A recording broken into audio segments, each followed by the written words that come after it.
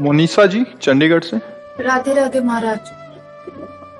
राधे राधे महाराज जी। महाराज जी लिख रहे हैं कि इन्होंने एमबीबीएस कंप्लीट किया है, अभी एमडी के एग्जाम के लिए हो रहे हैं, बट इनको कह रहे हैं कि मतलब असफलता, हार से बहुत भय लगता है। ये कह रहे हैं कि उससे मैं कैसे बाहर निकलूं, मतलब मैं असफल हो जाऊंगी या ऐसा क्या हो गया तो क्या होगा।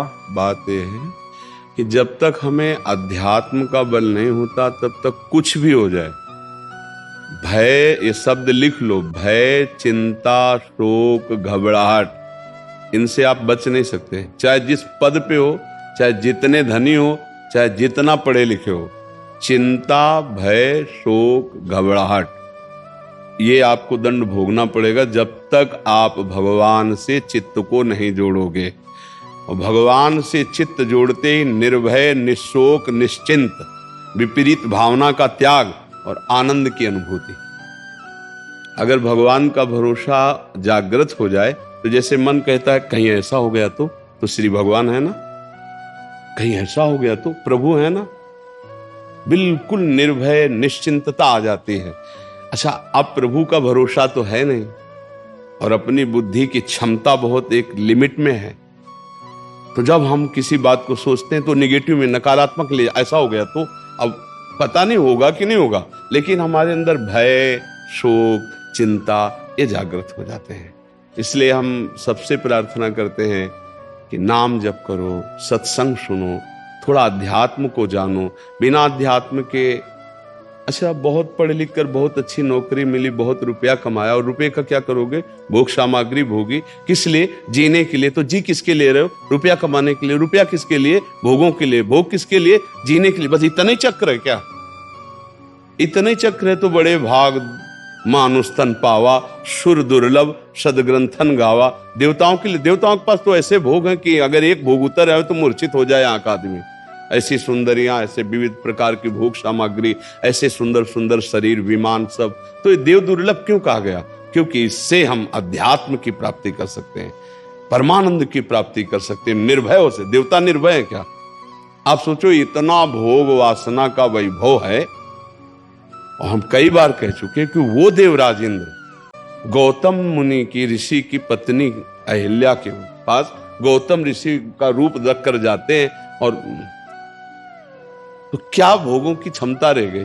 देवराज इंद्र पद त्रिभुवन पति होकर इतना नीचे गिर गया भोगों में।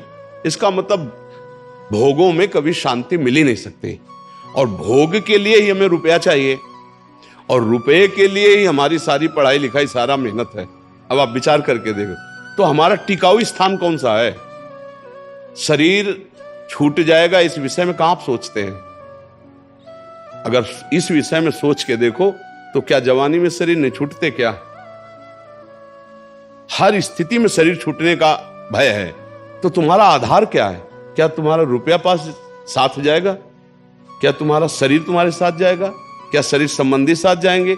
नहीं। एक आधार पक्का ईश्वर का यदि है तो यहां का व्यवहार करते हुए आपका नाम जो अंदर जपा हुआ है, आपका जो भगवत आश्रय, वो आपको मजबूत रखेगा और आनंद में रखेगा। प्रसन्न रहोगे, हर परिस्थिति में प्रसन्न रहोगे। इसीलिए तो चीख चीख के कहते हैं राधा राधा राधा। नाम जप करके तो देखो, तुम्हारी नकारात्मक सोच को रौंद देगा ये नाम, और सकारात्मक सोच में सुख है। सब कुछ है, सोच तुम्हारी गलत है तो दुखी हो जाओगे। दो ब्राह्मण मथुरा के निमंत्रण दिया जाता है ब्रजवासी ब्राह्मणों को, तो आपस में बैठे थे कि यार आज तो कोई जजमान ही नहीं आया।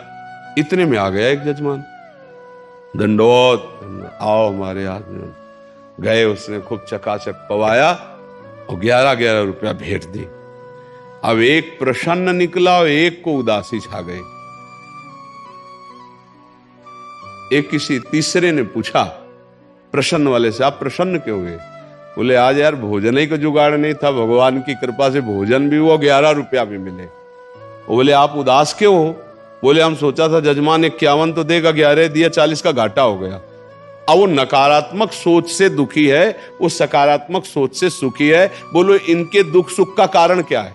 सोच ही तो है ना। तो ये जो बच्चा बोल रहा है कि हम भयभीत हो जाते हैं, हम शोकित हो जाते हैं, हम आगे, ये नकारात्मक सोच ही तो है। क्यों है? क्योंकि आधार नहीं है। आधार हो तो फौरन उसकी काट है। भगवान है ना, प्रभु है ना, ऐसा कैसे हो सकता है? हम उनका भजन करते हैं, हम उनके आश्रित हैं, ऐसा कैसे हो सकता है? बरसाना